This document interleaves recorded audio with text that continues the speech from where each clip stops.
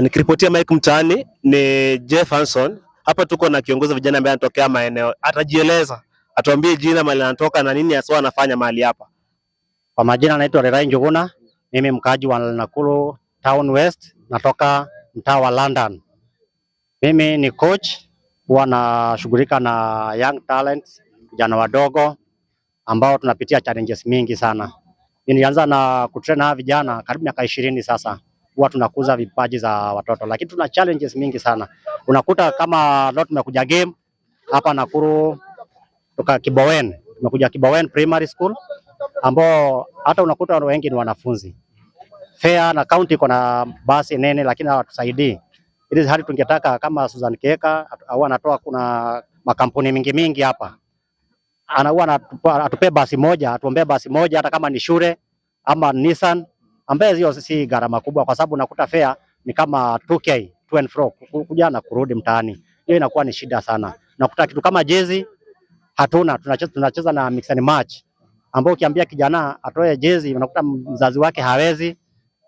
Sasa inabidi tuanze kuchanga 10 2020 ambayo ni ngumu. Kabilio jezi ijaye mwaka imeisha, inakuwa ni ngumu. Wanzetu tungetaka hivi wale wenye wako na uwezo kidogo watusaidie, kwa sababu tuko na wadozi wengi sana Nakuru County, sana Town West. Tuko na makampuni, tuko na Spinit, tuko na medical, tuko na railways, iko tu Nakuru Town West. Tuko baka na prison. Tuko na kampuni mingi sana kama kwa Form Mattress. Tuko na kampuni mingi za ambao GDC ziko tu Nakuru Town West. Lakini sasa hakuna mtu anatusaidia kushika mkono atuongoze hata vijana wakimaliza shule. Juu after football kuna life.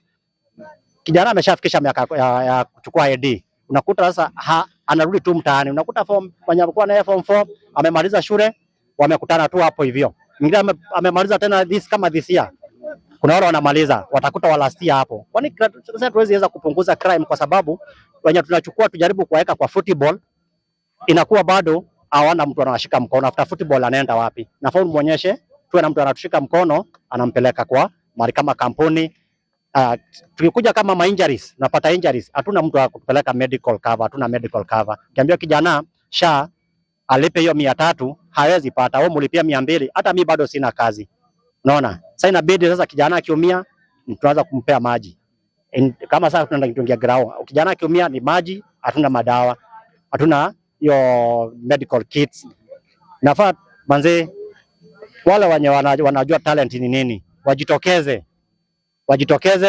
washike hata vijana. Sema hata wa timu yangu, hata vijana ni wengi, timu ni nyingi na Nakuru Town West.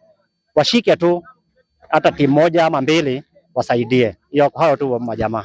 Asante sana.